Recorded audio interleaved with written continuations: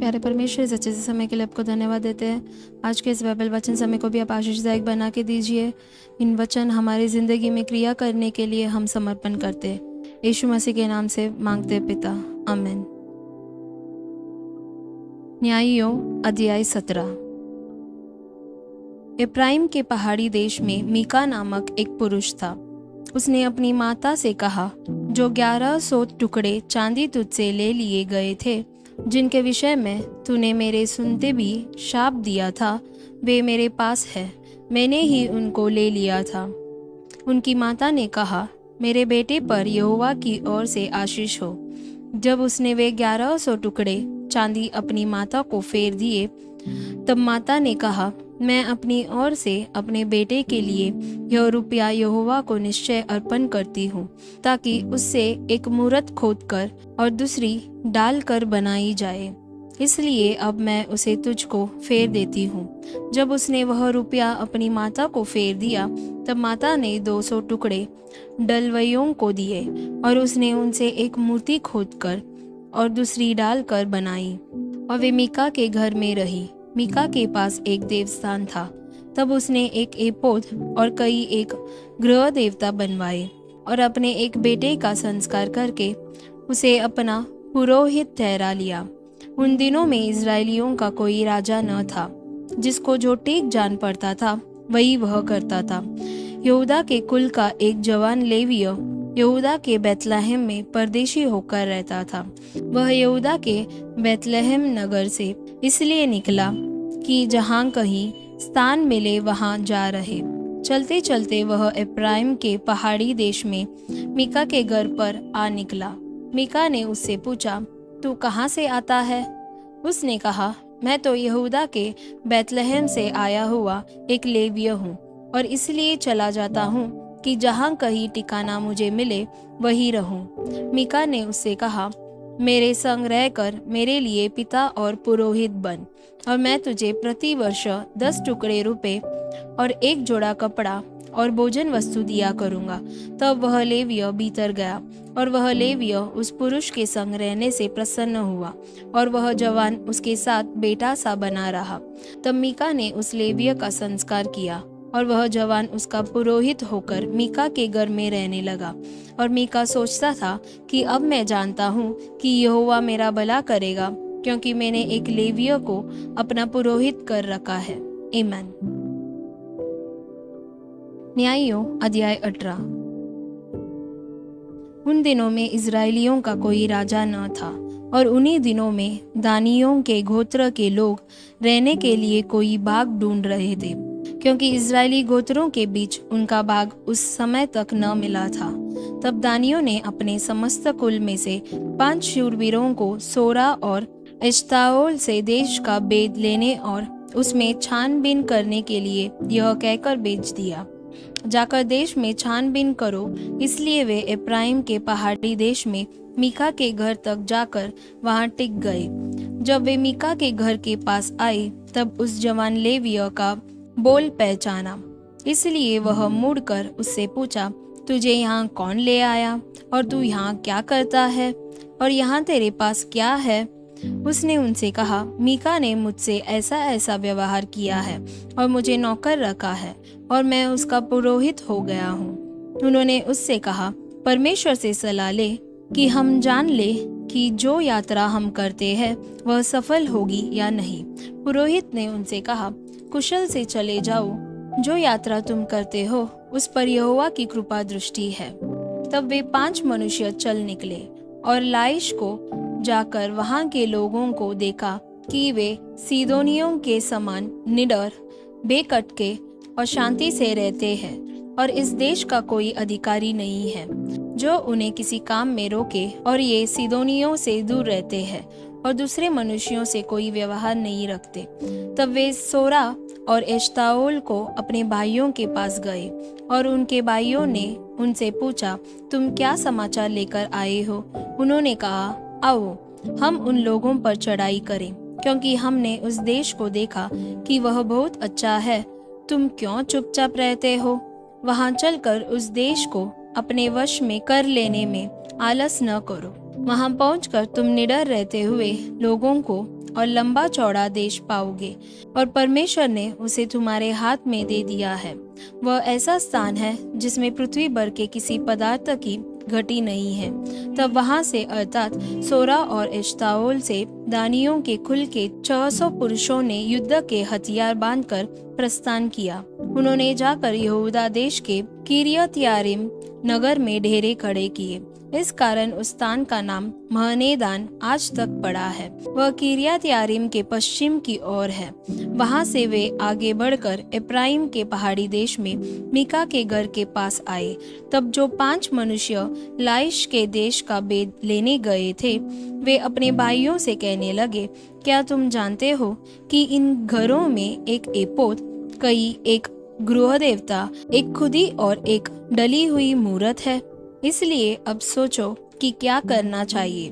वे उधर मुड़कर उस जवान लेविया के घर गए जो मीका का घर था, और उसका कुशल क्षेम पूछा। और वे 600 दानी पुरुष फाटक में हथियार बांधे हुए खड़े रहे। और जो 5 मनुष्य देश का भेद लेने गए थे, उन्होंने वहां घुसकर उस खुदी हुई मूरत और एपोद और गृह देवताओं और ढली हुई मूरत को ले लिया। और वह पुरोहित फाटक में उन हथियार बांधे हुए 600 पुरुषों के संग खड़ा था। जब वे 5 मनुष्य मीका के घर में घुसकर खुदी हुई मूरत, एपोद, गृह देवता और डली हुई मूरत को ले आए थे, तब पुरोहित ने उनसे पूछा, यह तुम क्या करते हो? उन्होंने उससे कहा, चुप रह, अपने मुंह को हाथ से बंद कर और हम लोगों के संग चलकर हमारे लिए पिता और पुरोहित बन। तेरे लिए क्या अच्छा है, यह कि एक ही मनुष्य के घराने का पुरोहित हो, या यह कि इस्राएलियों के एक गोत्र और कुल का पुरोहित हो? तब पुरोहित प्रसन्न हुआ, इसलिए वह एपोद, गृह देवता और खुदी हुई मूरत को लेकर उन लोगों के संग चला गया। तब वे मूढ़े और बाल बच्चों, पशुओं और सामान को अपने आगे करके चल दिए। जब वे मीका के घर से दूर निकल गए थे, तब जो मनुष्य मीका के घर के पास वाले घरों में रहते थे, उन्होंने इकट्ठे होकर दानियों को जा लिया और दानियों को पुकारा। तब उन्होंने मुंह फेर के मीका से कहा, तुझे क्या हुआ? तू इतना बड़ा दल लिए आता है? उसने कहा, तुम मेरे बनवाए हुए देवताओं और पुरोहित को ले चले हो, फिर मेरे पास क्या रह गया? तो तुम मुझसे क्यों पूछते हो कि तुझे क्या हुआ है? दानियों ने उससे कहा, तेरा बोल हम लोगों में सुनाई न दे, कहीं ऐसा ना हो कि क्रोधी जन तुम लोगों पर प्रहार करे और तू अपना और अपने घर के लोगों के भी प्राण को खो दे। तब दानियों ने अपना मार्ग लिया, और मीका यह देखकर कि वे मुझसे अधिक बलवंत है, फिर के अपने घर लौट गया। तब वे मीका के बनवाए हुए पदार्थों और उसके पुरोहित को साथ ले लाइश के पास आए, जिसके लोग शांति से और बिना खटके रहते थे, और उन्होंने उनको तलवार से मार डाला और नगर को आग लगाकर फूंक दिया। और कोई बचाने वाला न था, क्योंकि वह सीदोन से दूर था, और वे और मनुष्यों से कोई व्यवहार न रखते थे, और वह बेतरहोब की तराई में था। तब उन्होंने नगर को दृढ़ किया और उसमें रहने लगे, और उन्होंने उस नगर का नाम इज़राइल के एक पुत्र अपने मूल पुरुष दान के नाम पर दान रखा, परंतु पहले उस नगर का नाम लाइश था। तब दानियों ने उस खुदी हुई मूरत को खड़ा कर लिया, और देश की बंधुआई के समय वह योनातान जो गेरशोम का पुत्र और मूसा का पोता था, वह और उसके वंश के लोग दान गोत्र के पुरोहित बने रहे। और जब तक परमेश्वर का भवन शीलो में बना रहा, तब तक वे मीका की खुदवाई हुई मूरत को स्थापित किए रहे। आमीन। 2 कुरिन्थियों अध्याय 10। मैं वही पौलुस जो तुम्हारे सामने दीन हूँ, परंतु पीठ पीछे तुम्हारी ओर साहस करता हूँ। तुमको मसीह की नम्रता और कोमलता के कारण समझाता हूँ। मैं यह विनती करता हूँ कि तुम्हारे सामने मुझे निर्भर होकर साहस करना न पड़े, जैसा मैं कुछ लोगों पर जो हमको शरीर के अनुसार चलने वाले समझते हैं साहस दिखाने का विचार करता हूँ। क्योंकि यद्यपि हम शरीर में चलते फिरते हैं, तो भी शरीर के अनुसार नहीं लड़ते, क्योंकि हमारी लड़ाई के हथियार शारीरिक नहीं पर गढ़ों को ढा देने के लिए परमेश्वर के द्वारा सामर्थी है। इसलिए हम कल्पनाओं का और हर एक ऊंची बात का जो परमेश्वर की पहचान के विरोध में उठती है खंडन करते हैं और हर एक भावना को कैद करके मसीह का आज्ञाकारी बना देते हैं और तैयार रहते हैं कि जब तुम्हारा आज्ञा पालन पूरा हो जाए तो हर एक प्रकार के आज्ञा उल्लंघन को दंडित करे। तुम उन्हीं बातों को देखो जो आंखों के सामने है। यदि किसी को अपने पर यह भरोसा हो कि मैं मसीह का हूँ, तो वह यह भी जान ले कि जैसा वह मसीह का है वैसा ही हम भी है। क्योंकि यदि मैं उस अधिकार के विषय में और भी घमंड दिखाऊं जो प्रभु ने तुम्हारे बिगड़ने के लिए नहीं पर बनाने के लिए हमें दिया है, तो लज्जित न होऊंगा। यह मैं इसलिए कहता हूँ कि पत्रियों के द्वारा तुम्हें डराने वाला न ठहरूं, क्योंकि वे कहते हैं उसकी पत्रियां तो गंभीर और प्रभावशाली है, परंतु जब वह सामने होता है तो वह देह का निर्बल और वक्तव्य में हल्का जान पड़ता है। जो ऐसा कहता है वह यह समझ रखे कि जैसे पीठ पीछे पत्रियों में हमारे वचन है, वैसे ही तुम्हारे सामने हमारे काम भी होंगे। क्योंकि हमें यह साहस नहीं कि हम अपने आप को उनमें से ऐसे कुछ के साथ गिने या उनसे अपने को मिलाएं जो अपनी प्रशंसा आप करते हैं और अपने आप को आपस में एक दूसरे से मिलान करके मूर्ख ठहरते हैं। हम तो सीमा से बाहर घमंड कदापि न करेंगे, परंतु उसी सीमा तक जो परमेश्वर ने हमारे लिए ठहरा दी है और उसमें तुम भी आ गए हो, और उसी के अनुसार घमंड भी करेंगे। क्योंकि हम अपनी सीमा से बाहर अपने आप को बढ़ाना नहीं चाहते, जैसे कि तुम तक न पहुंचने की दशा में होता, वरन मसीह का सुसमाचार सुनाते हुए तुम तक पहुंच चुके हैं।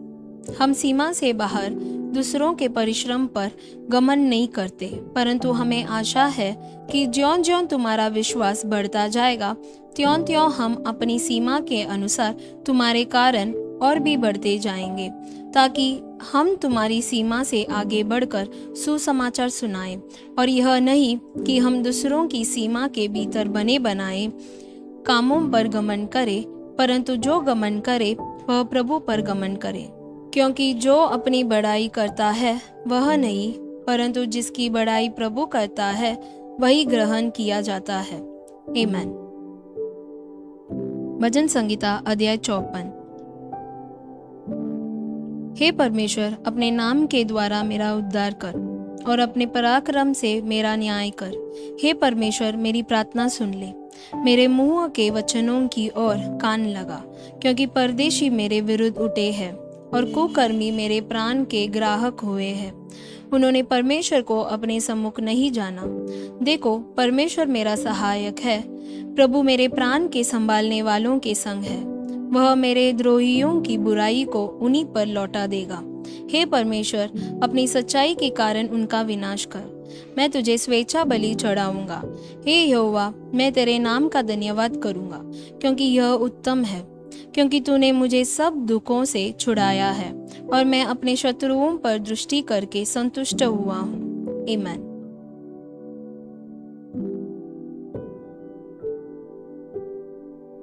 अरे परमेश्वर, इस अच्छे से समय के लिए आपको धन्यवाद देते हैं जिसे हम पढ़े थे। परमेश्वर, हम मीका और उस लेवी की तरह आपके आज्ञाओं के विरुद्ध नहीं करना चाहिए। परमेश्वर, मूर्ति पूजन से अलग होकर सिर्फ आपकी ही महिमा करना चाहिए। परमेश्वर, सिर्फ आपकी दंडवत करना चाहिए। परमेश्वर, आपकी आज्ञाओं को पालन करने के लिए आप हमें मदद कीजिए और हम हमारी घमंड नहीं, परमेश्वर, सिर्फ आपकी बढ़ाई और आपकी महिमा करने के लिए मदद कीजिए।